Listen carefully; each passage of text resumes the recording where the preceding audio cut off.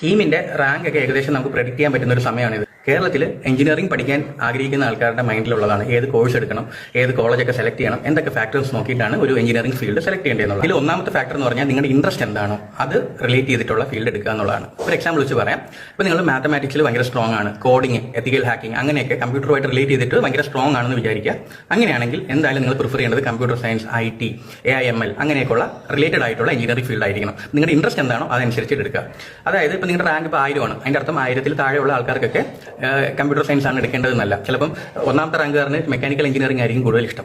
അപ്പം അതുമായിട്ട് റിലേറ്റ് ചെയ്ത് നമ്മുടെ ഇൻട്രസ്റ്റ് എന്താണോ അതിനനുസരിച്ചിട്ട് വേണം ഒരു എഞ്ചിനീയറിംഗ് ഫീൽഡ് സെലക്ട് ചെയ്യാൻ, നോട്ട് ഡിപ്പെൻഡന്റ് ഓൺ നിങ്ങളുടെ കീം റാങ്ക്. ഓക്കെ, അപ്പോൾ അത് വൺ ഓഫ് ദ ഇമ്പോർട്ടന്റ് ഫാക്ടറാണ്. രണ്ടാമത്തെ ഫാക്ടർ കരിയർ ഓപ്പർച്യൂണിറ്റീസ് ആണ്. ഇപ്പോൾ നിങ്ങളിപ്പോൾ പഠിക്കുന്നത് 2026, പാസ് ഔട്ട് ആയി ജോലിയൊക്കെ ചെയ്യാൻ തുടങ്ങുന്നത് 2030 ഇതേ സമയം ആകുമ്പോഴാണ്. അപ്പോൾ 2030 ആകുമ്പോൾ സാച്ചുറേറ്റഡ് ആയി പോവാത്ത ഒരു എഞ്ചിനീയറിംഗ് ഫീൽഡാണ് സെലക്ട് ചെയ്യേണ്ടത്. ഇപ്പോൾ നിലവിലെ കാര്യം പറയാം. ഇപ്പോൾ ഏറ്റവും കൂടുതൽ ഡിമാൻഡ് ഉള്ളത് കമ്പ്യൂട്ടർ സയൻസ് ആണ്. ഇപ്പം ഗ്രാജുവേഷൻ കഴിഞ്ഞ് ഇറങ്ങുന്ന കമ്പ്യൂട്ടർ സയൻസ് കഴിഞ്ഞ ആൾക്കാർക്ക് പെട്ടെന്ന് ജോലി കിട്ടാൻ എളുപ്പമാണ്. പക്ഷേ ഇത് തന്നെ ആവണമെന്നില്ല 2030 ആകുമ്പോൾ. അതായത് ഇപ്പം അഡ്മിഷൻ എടുക്കുന്ന ആൾക്കാർ 2030 ആകുമ്പോഴത്തേക്ക് ഇറങ്ങുമ്പോൾ ഇതായിരിക്കണം നിർബന്ധമൊന്നുമില്ല. ആ സമയത്ത് ചിലപ്പോൾ കമ്പ്യൂട്ടർ സയൻസ് ഭയങ്കര സാച്ചുറേറ്റഡ് ആയിട്ടുള്ള ഫീൽഡ് ആയിരിക്കും.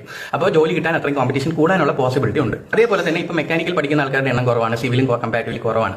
അപ്പോൾ ആ 2030 ആവുന്ന സമയത്ത് ചിലപ്പോൾ അതിനായിരിക്കും ഡിമാൻഡ് കൂടുന്നത്. കോഴ്സ് സെലക്ട് ചെയ്യുന്ന സമയത്ത് നമ്മൾ പഠിച്ചിറങ്ങുന്ന സമയം തൊട്ട് പിന്നെ ഒരു 10-20 വർഷമെങ്കിലും നമുക്ക് സ്റ്റേബിൾ ആയിട്ട് ആ ഒരു ഏരിയയിൽ വർക്ക് ചെയ്യാൻ പറ്റുന്ന ഫീൽഡ് വേണം സെലക്ട് ചെയ്യാൻ. ലോങ് ടേം ഗോൾ കൺസിഡർ ചെയ്തിട്ട് വേണം സെലക്ട് ചെയ്യാൻ. That is second factor. Third factor എന്ന് പറയുന്നത് കോളേജിന്റെ ക്വാളിറ്റിയാണ്. ഗവൺമെന്റ് എഞ്ചിനീയറിംഗ് കോളേജസ് തന്നെയാണ് നമ്മൾ എപ്പോഴും കൺസിഡർ ചെയ്യുന്നത്. ഒന്നാമത്തെ കാര്യം ബെനിഫിറ്റ് കുറേ ഉണ്ട്. അവിടെയുള്ള ബെനിഫിറ്റ് എന്ന് പറയുന്നത് ടീച്ചിങ് ക്വാളിറ്റിയും ഇൻഫ്രാസ്ട്രക്ചറും അതുപോലെ തന്നെ പ്ലേസ്മെന്റ് ഓപ്പർച്യൂണിറ്റീസും ഇന്ററാക്ഷൻസും ഇൻഡസ്ട്രിയൽ ഇന്ററാക്ഷൻസ് ഒക്കെ കമ്പാരിറ്റീവ്ലി കൂടുതലായിരിക്കും. ഫീസ് വെച്ച് നോക്കുമ്പോൾ വളരെ മിനിമൽ ഫീസിലാണ് നിങ്ങൾക്ക് പഠിക്കാനും പറ്റുന്നത്.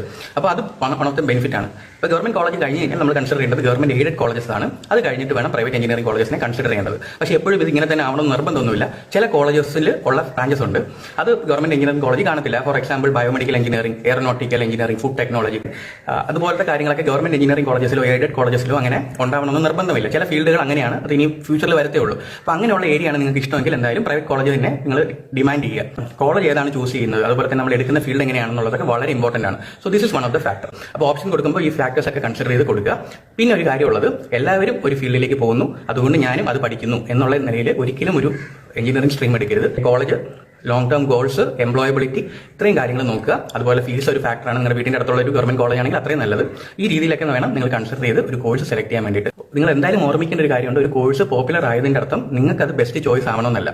അത് may be depend on your interest. നിങ്ങളുടെ ബെസ്റ്റ് ചോയ്സ് എന്ന് പറയുന്നത് നിങ്ങളുടെ ഇൻട്രസ്റ്റും കുറച്ച് ഫാക്ടേഴ്സ് ഞാൻ നേരത്തെ പറഞ്ഞു. അത്രയും കാര്യങ്ങളും കൂടെ മൈൻഡിൽ കൊണ്ടുവന്നിട്ട് വേണം ഒരു കോഴ്സും കോളേജും സെലക്ട് ചെയ്യാൻ വേണ്ടിയിട്ട്. Thank you for watching. Keep supporting me. By.